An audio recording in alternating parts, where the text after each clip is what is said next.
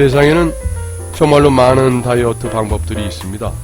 하지만 그 중에서 성공적으로 다이어트를 할 수 있는 방법은 그리 많지가 않습니다.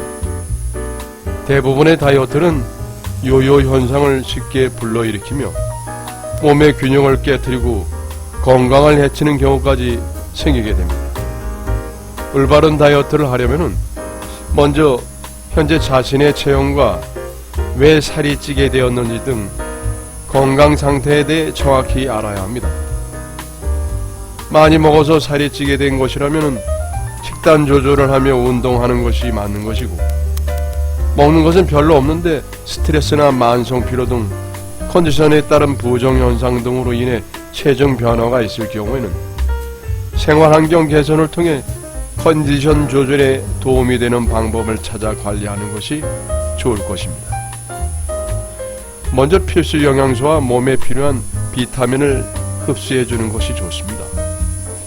필수 영양소와 비타민 부족 시에는 탈모와 시력 감퇴에 합병증이 찾아올 수가 있기 때문이죠.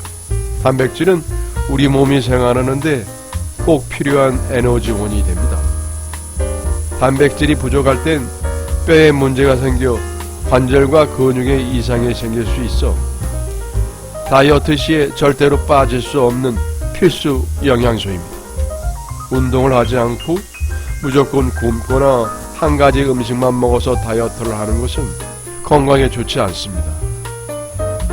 탄수화물 섭취가 안 될 경우에는 혈액 내 케톤체가 증가하면서 심한 이뇨작용에 의한 전해질 손실로 어지러움, 저혈압, 신장질환에 노출될 수가 있기 때문입니다. 식사를 불규칙적으로 반복하면 기초대사량이 낮아져서 섭취한 칼로리를 체지방으로 저장해버리기 때문에 쉽게 살이 찌게 된답니다. 조금씩이라도 규칙적인 식사를 하는 습관을 기르셔야 합니다. 가만히 누워만 있어도 우리 몸에 사용하는 열량이 기초대사량인데요. 기초대사량이 높게 되면 소모되는 칼로리가 많아지게 되니 아무래도 살이 덜 찌게 되고 요요 현상도 적어지게 됩니다. 기초대사량을 높이려면 근육 운동이 좋은데요. 근육이 많아야 칼로리가 더 많이 소모되기 때문이죠. 근력 운동은 다이어트를 할 때 요요가 안 오게 하기 위한 가장 좋은 방법입니다. 다이어트를 위해 운동을 하고자 한다면 나의 근육량과 체지방량을 측정해 보는 것이 좋습니다. 만약 근육량이 적고 체지방량이 높다면 우선은 유산소 운동부터 시작을 하는 것이 좋은데요. 비율이 높은 체지방량부터 줄여야지 근육이 그 무게를 감당할 수가 있기 때문입니다. 식사는 매일 정해진 시간에 규칙적으로 식사를 하는 것이 좋습니다. 기본적으로 음식은 싱겁게 먹어야 합니다. 저염식으로 먹게 되면 나트륨 섭취가 적어지면서 식욕이 저하되고 체중 감량까지 줄일 수가 있기 때문입니다. 식사를 할 때는 천천히 오래 씻기 바랍니다.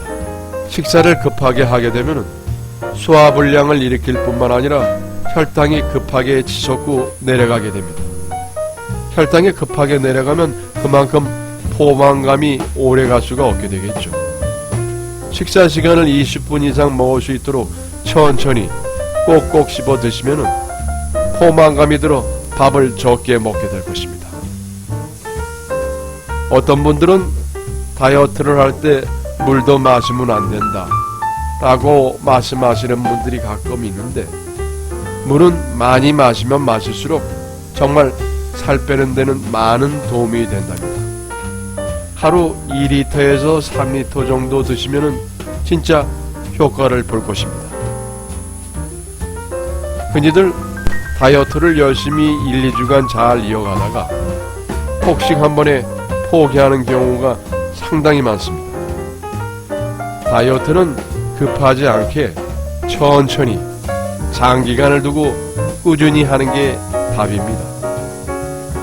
여러분 모두가 다이어트에 성공하길 바라며 여러분의 건강이 나의 행복입니다.